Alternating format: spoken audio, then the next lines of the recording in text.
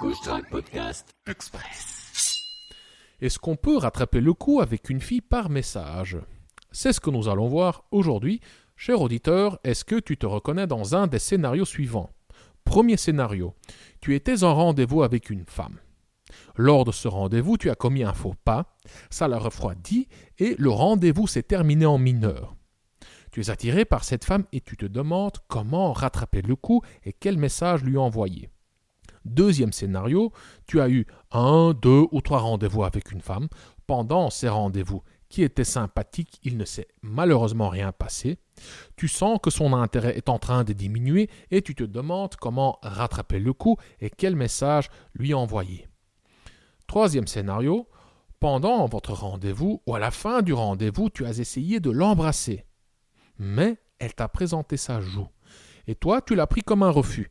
Tu n'as pas réussi à masquer ta déception et elle a vu la crispation sur ton visage. Avant ce moment clé, l'interaction était légère et enjouée et la fille avait l'air intéressée. Si tu n'avais pas réagi de cette manière-là, si tu étais resté indifférent, léger et enjoué, et si tu avais réessayé un peu plus tard, tu aurais peut-être pu l'embrasser. Car il se peut qu'elle t'avait présenté sa joue pour jouer avec toi, pour te tester, et qu'elle était réellement intéressée jusqu'au moment où tu as exprimé ta déception. Le rendez-vous s'est terminé en mineur et tu te demandes comment rattraper le coup et quel message lui envoyer. Alors, est-ce qu'on peut rattraper le coup avec une fille par message? Pour estimer plus précisément tes chances de réussite, tu dois tenir compte de ces deux facteurs. Premier facteur, la phase dans le processus de séduction dans laquelle vous vous trouvez. Deuxième facteur, la balance au sens figuré. Premier facteur, la phase dans le processus de séduction dans laquelle vous vous trouvez. Plus votre interaction est fraîche, plus les erreurs sont fatales.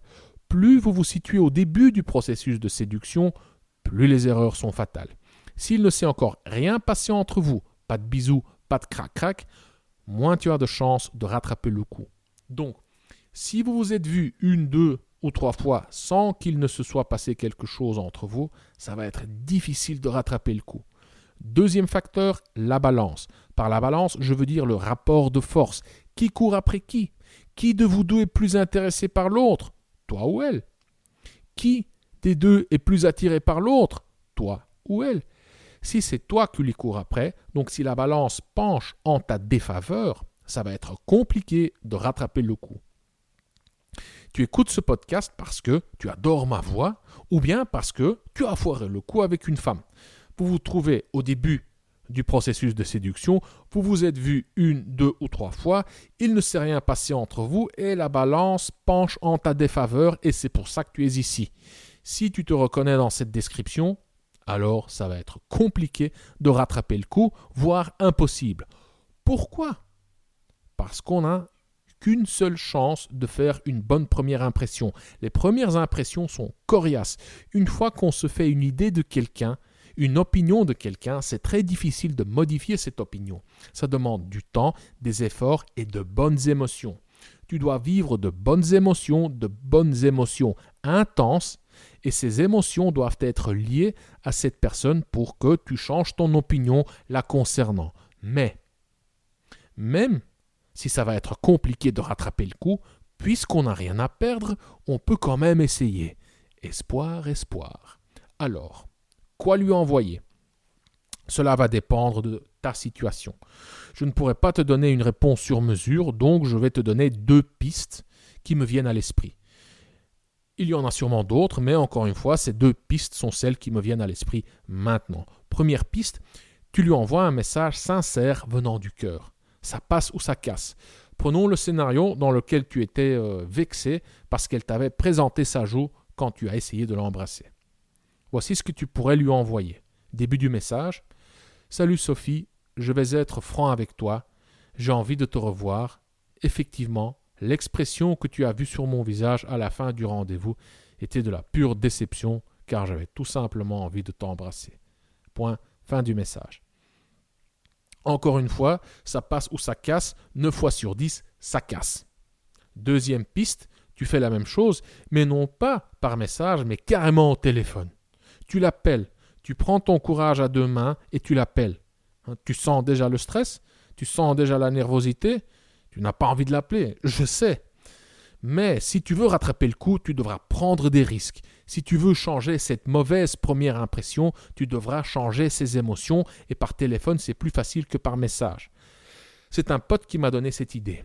Il avait royalement foiré son premier rendez-vous avec une nana car il était bourré. Et il s'est comporté comme un porc avec elle. La fille l'a quitté en hurlant. Elle était furieuse. Elle l'a traité de tous les noms. Connard, salopard, malade mental. Enfin, tu vois le truc. Alors, quand tu entends ça, tu te dis « Mais quel con, c'est mort de chez mort, c'est irrattrapable. » Il m'a contacté pour me demander conseil. Je lui ai dit « Mais quel con, c'est mort de chez mort, c'est irrattrapable. » Il me répond « Non, mais elle me plaît vraiment, sérieux, je veux pas lâcher l'affaire, tu sais quoi? J'ai rien à perdre, je vais l'appeler et s'il le faut, je vais la supplier. » Chose dite, chose faite, accroche-toi, cher auditeur, la fille lui pardonne, elle accepte de le revoir et maintenant ils sont en couple. Histoire vraie et histoire bien plus compliquée que ça, mais ceci est le Coach Rack Podcast Express, donc je ne vais pas entrer dans les détails.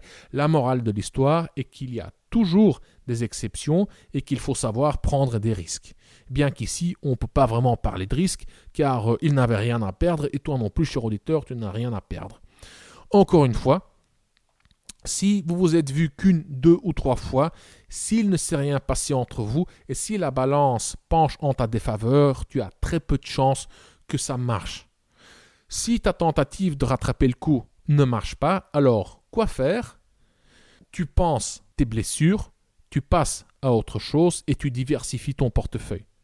Tu fais plusieurs nouvelles rencontres et ces nouvelles rencontres, tu les filtres. C'est-à-dire, tu te concentres sur les interactions les plus fluides.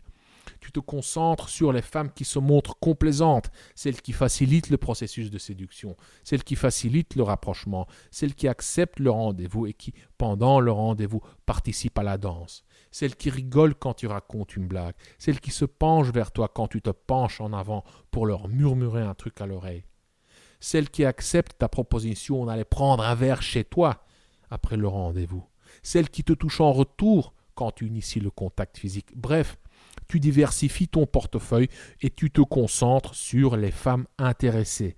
Retiens ça, cher auditeur. Les femmes intéressées te facilitent la tâche. Si le jeu de séduction n'est pas fluide, en général, c'est mauvais signe. Si elles soufflent le chaud et le froid, si tu as l'impression de nager à contre-courant, si tu as l'impression qu'elles t'échappent, c'est mauvais signe. Concernant la diversification de ton portefeuille, si tu souhaites savoir quoi dire, mot pour aborder une femme, développer la conversation, prendre ses coordonnées, fixer un rendez-vous amoureux et conclure lors de ce rendez-vous, alors jette un coup d'œil à la formation intitulée « Le script ». Pour plus d'infos sur le script, clique sur le lien dans la description.